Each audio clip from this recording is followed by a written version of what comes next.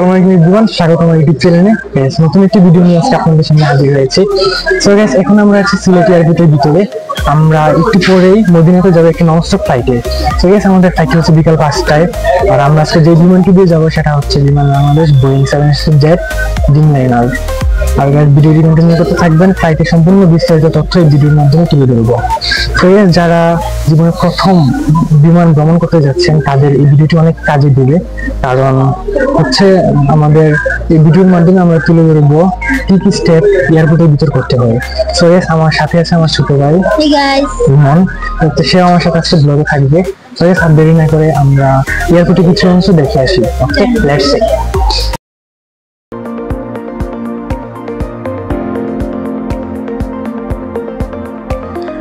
Guys, এয়ারপোর্টে আসার সাথে সাথে এখানে পাসপোর্ট এবং টিকিট চেক করা হবে। সো এখানে যদি আপনাদের পাসপোর্ট এবং টিকিট থাকে তাহলে আপনাদের বলা হবে একটু সামনের দিকে যাওয়ার জন্য। সো গাইস, আমরা একটু সামনের দিকে যাওয়ার পরেই দেখতে পাচ্ছিলাম এখানে একটা মনিটর শো করছে। সো আমাদের ফ্লাইটটা একবারেই নিচে ছিল, আমাদের ফ্লাইটটা ছিল মদিনাতে বিকাল 5টায়। সো আমরা আরেকটু ওইদিকে তাকিয়ে দেখি এখানে বসার জায়গা ছিল, যাদের এখানে চেকিং শুরু হয় নাই এখানে বসেছিল।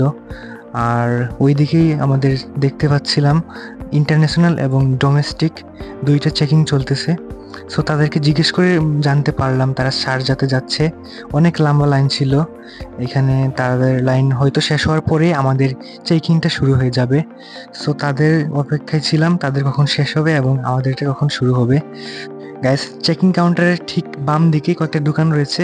প্রথম দোকানটা হয়তো আপনারা বিভিন্ন রকমের খাবার খেতে পারবেন, এবং পাশে যে দোকানটা রয়েছে এখানে বাচ্চাদের বিভিন্ন রকমের কসমেটিক খেলনা রয়েছে। সো এগুলো আপনারা চেক করতে পারবেন। আর গ্যাস, আমরা একটু সামনের দিকে এগিয়ে যাই। সো এর সামনে এগিয়ে দেখতে পেলাম এখানে এখনো যাত্রীগুলো আসে নাই, কারণ আমাদের ফ্লাইটটা হচ্ছে বিকাল 5টায়। আমরা প্রায় অনেক আগেই চলে আসছি এয়ারপোর্টে। সো এখনো ওই যাত্রীগুলো আসে নাই। আর গ্যাস, আমরা ওয়েট করতেছি, এখনো আমাদের চেকিং শুরু হয় নাই। সো গ্যাস, এয়ারপোর্টে এন্ট্রি করার পর কিছুটা সামনেই এখানে লাগেজগুলা এবং যারা যেই মালামাল নিয়ে আসেন সেগুলো প্যাকিং করতে পারবেন। সো আমরা আমাদের লাগেজ এবং কার্টন ছিল সেগুলো প্যাকিং করে নিই। আমরা টোটাল 3টা লাগেজ আর একটা কার্টন প্যাকিং করেছিলাম। সো এখানে প্রায় 200 টাকা করে নিয়েছিল। আমরা টোটাল 4টা করেছিলাম, এখানে 800 টাকা দিয়েছি। সো ইয়েস, আপনারা চাইলে আপনাদের এই লাগেজ কার্টুনগুলো প্যাকিং করে নিতে পারবেন, তাহলে আর কোনো প্রবলেম হবে না।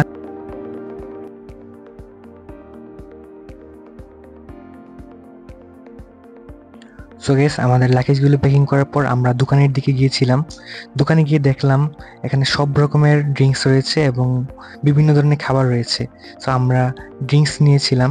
এখানে আমরা একটা স্প্রিট নিয়েছিলাম যেটা 50 টাকা রেখেছিল, আর গ্যাস বাইরে মাত্র 30 টাকা। সো এখানে 20 টাকা বেশি রেখেছে। সো গ্যাস, আরও বিভিন্ন রকমের কেক দেখলাম, বাইরে থেকে তুলনামূলক অনেক দাম। সো গ্যাস, এটা মাথায় রাখতে হবে, এয়ারপোর্টের ভিতরে খাবারগুলো একটু দাম হবে। তো গ্যাস, আমাদের চেক ইন করার জন্য আমরা লাইনে দাঁড়িয়েছিলাম। আমাদের সামনে হাজিগণ দাঁড়িয়েছিল, ওরা চেকিং করতেছিল। আমরা একটু পিছনের দিকে ছিলাম।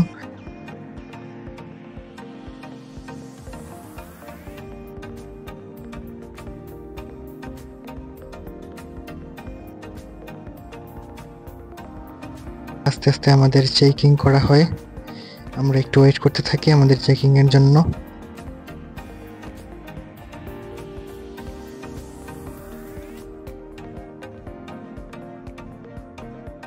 যখন আমি চেকিংয়ে যাই তখন উনি আমাকে জিজ্ঞেস করেছিল আমি কার সাথে যাচ্ছি। তারপর গ্যাস, আমি বলছিলাম আমরা 5 জন যাচ্ছি ফ্যামিলিতে উমরা করতে। সো তারপর আর কিছু জিজ্ঞেস করে নাই, আমাদের লাগেজগুলো তারা বেল্টে নিয়ে দিয়ে দেয়। চেকিং শেষ করে আমরা ইমিগ্রেশন কাউন্টারের দিকে যাই। সো এখানে মোটামুটি একটু লাইন ছিল, তাই আমাদের পুলিশ অফিসার বলছিল এখানে বসার জন্য। আমরা বসেছিলাম এবং কিছুক্ষণ পরে আমাদের ডাক দিয়েছিল আমরা ইমিগ্রেশন। ভিউয়ার্স, আমাদের ইমিগ্রেশনে তেমন কিছু জিজ্ঞেস করা হয় নাই। তারপর গ্যাস, আমরা উপরে চলে আসি। এখানে হয়তো আমাদের শুধু বিমানের ওঠার জন্য ওয়েট করতে হবে। সো গ্যাস, আমাদের উপরে কি আছে আপনাদের ভিডিওর মাধ্যমে দেখাবো, ভিডিওটি কন্টিনিউ করতে থাকেন।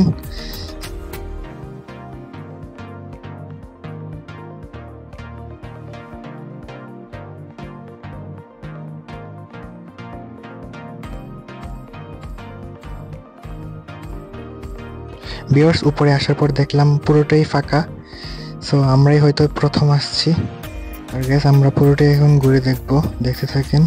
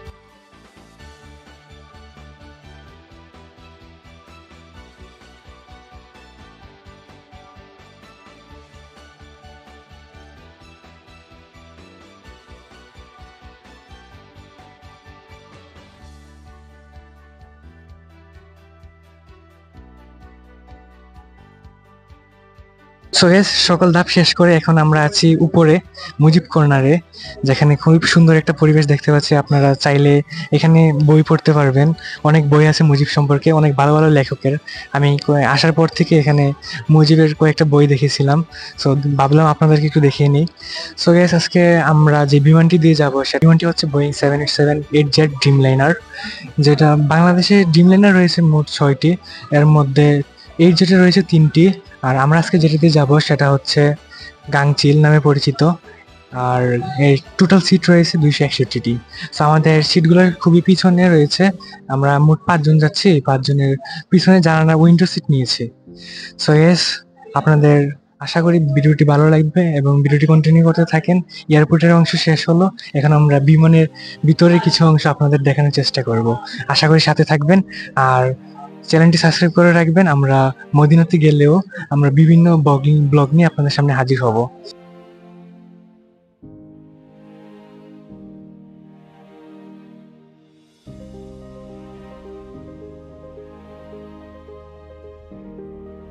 গ্যাস এখানে আমাদের বোর্ডিং পাস দেওয়া হয়েছিল। সো বোর্ডিং পাস দেওয়ার পরে আমরা এখানে বসেছিলাম, আমরা সবার আগেই বোর্ডিং পাস দিয়েছিলাম।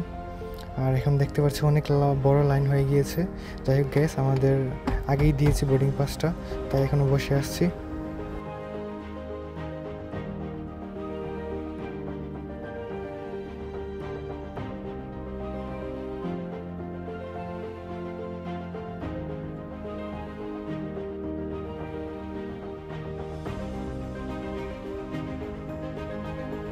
গাইস আমরা ওয়েটিং রুমে বসেছিলাম। সো আমাদের পাশেই আমরা দেখতে পাচ্ছিলাম একটা বিমান ল্যান্ডিং করছে।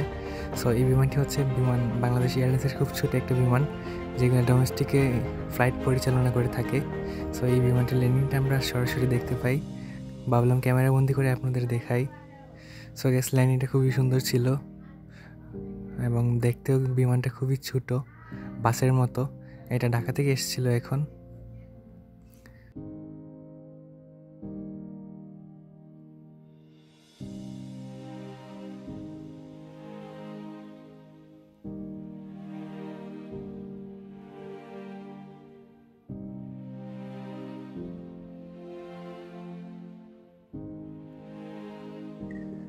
সো গ্যাস সকল স্টেপ শেষে এখন আমরা ওয়েটিং রুমে আছি, অপেক্ষা করতেছি বিমানে ওঠার জন্য।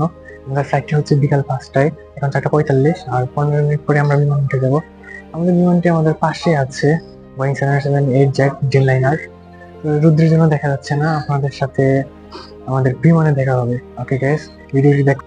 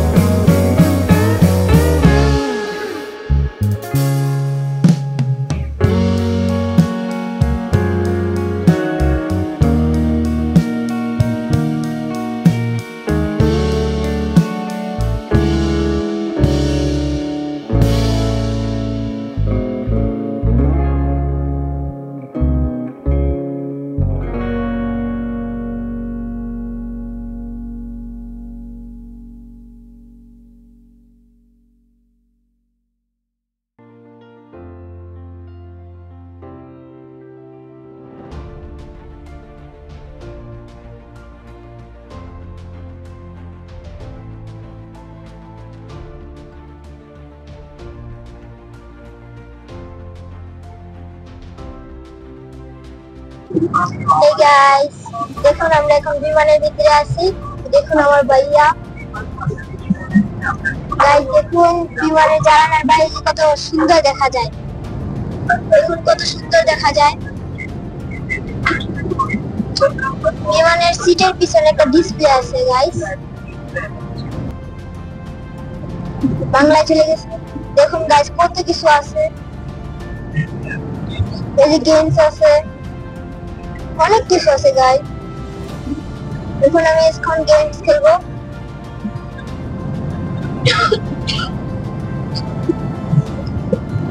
তো গাইস গেমস টিম পরে খেলবো। এখন আমরা একটু ম্যাপটা দেখিয়ে নিই আগে।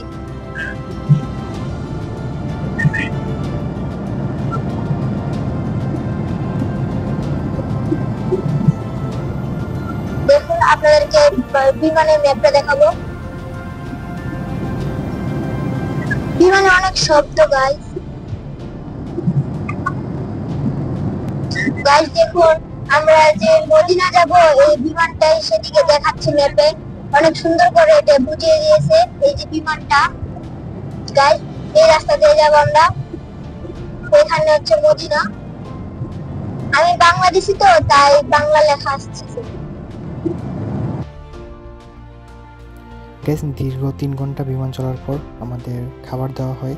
আমাদের জিজ্ঞেস করেছিল ওরা আমরা চিকেন নিব নাকি বিফ নিব। সো আমরা বলেছিলাম আমরা বিফ নিব, আমাদেরকে বিফ দেওয়া হয়। ভিউয়ার্স খুলে দেখলাম গরুর মাংসের সাথে সবজি দেওয়া আছে আর ভাত দেওয়া আছে, আর সাথে আছে গাইস একটা বন আর সাদা একটা সেমাইয়ের মতন আছে, সাথে সালাদ ও একটি পানি, এবং যাদের চামিচ প্রয়োজন চামিচও দেওয়া আছে। আর গাইস আমরা অনেক আগে শুনছিলাম বাংলাদেশের এয়ারলাইন্সের বিমানের নাকি খাবার কোয়ালিটি খুবই বাজে থাকে। সো গাইস আমি টেস্ট করে দেখলাম এটা খুবই ভালো ছিল। সো গাইস একটু কিছুক্ষণ পরে আমাদের চা দেওয়া হয়, আমরা চাটা খেয়ে নিই।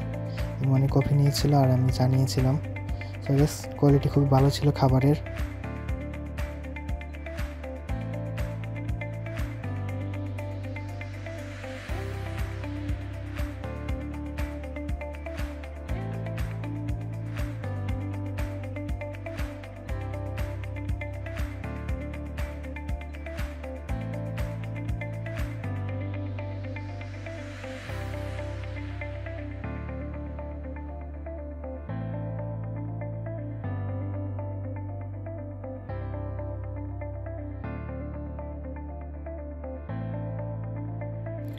ভিউয়ার্স আমরা বিমানে আছি প্রায় 6 ঘন্টা হয়ে গিয়েছে, আর 1 ঘন্টা লাগবে আমাদের মদিনা পৌঁছাতে। এর মধ্যে আবার আমাদের জন্য জুস নিয়ে আছে কেবিন ক্রুরা। সো ভিউয়ার্স আমাদের ফ্লাইটের মধ্যে মোট 2বার খাবার দেওয়া হয়েছিল। প্রথমে রাইস দিয়েছিল আর এখন আমাদের সফট ড্রিঙ্কস আর একটি কেক দিয়েছে।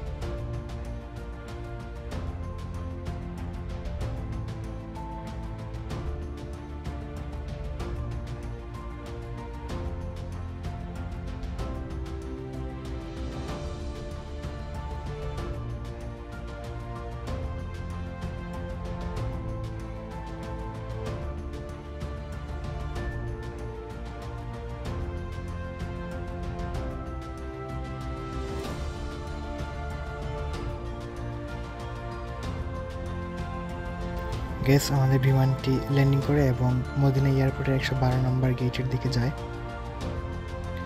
আর বিকজ এই দৃশ্যটা হয়তো কিছুটা বাংলাদেশের লোকাল বাসের মতন, কারণ 7 ঘন্টার জার্নি হয়েছে, তো কার আগে এখন কে নেমে যাবে। সো এটার জন্য সবাই পেরেশানি হয়েছিল কার আগে কে যাবে। সো আমরা ভাবলাম সবাই যাওয়ার পরে আমরা ধীরস্থিরে বিমান থেকে নামবো।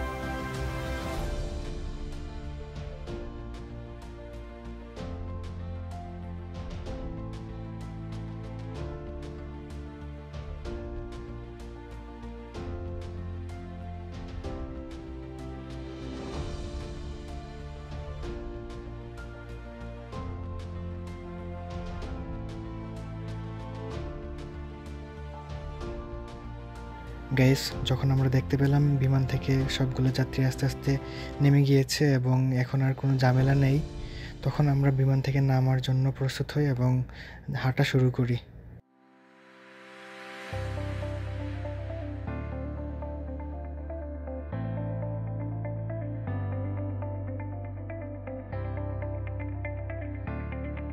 বিয়ার্স, অবশেষে আমরা মদিনা এয়ারপোর্টে পা রাখলাম। এইমাত্র আমরা বিমান থেকে নেমেছি। সো এখন আমরা এয়ারপোর্টের দিকে এগিয়ে যাচ্ছি।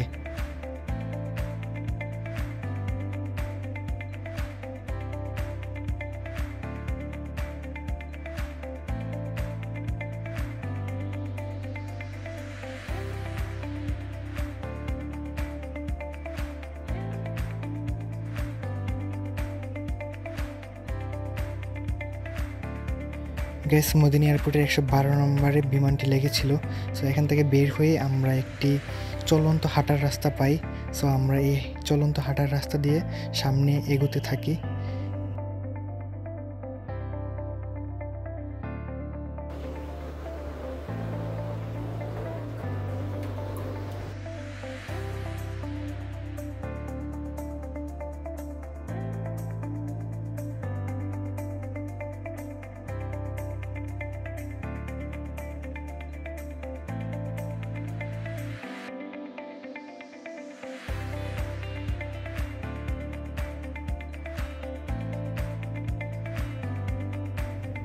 গ্যাস, আমরা এখন সামনে যে মানুষগুলো দেখতে পাচ্ছি এগুলো হচ্ছে ইন্দোনেশিয়া থেকে এখন এসেছে।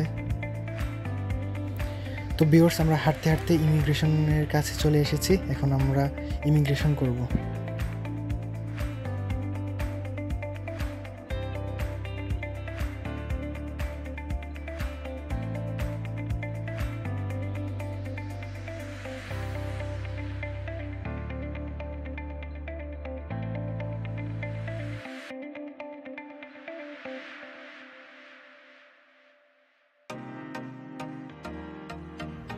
গাইস, আমাদের ইমিগ্রেশনে শুধু আমাদের ফিঙ্গার এবং পাসপোর্ট চেক করে তারপর আমরা একটু আগানোর পর দেখলাম আমাদের লাগেজগুলো নিচে ঘুরতেছে।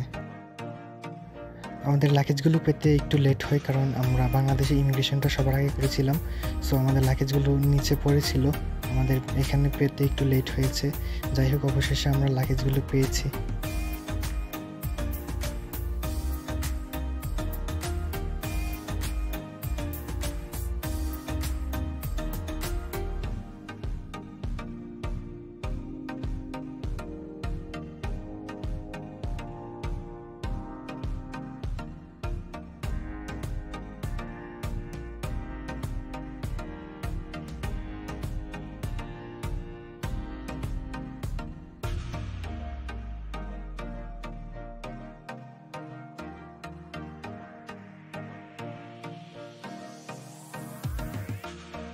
ভিউয়ার্স, আমাদের আবার লাগেজগুলো চেকিং করা হয়। সো এটাই ছিল আমাদের ফ্লাইটের সর্বশেষ চেক। এরপরে আমাদের আর চেক করা হয় নাই।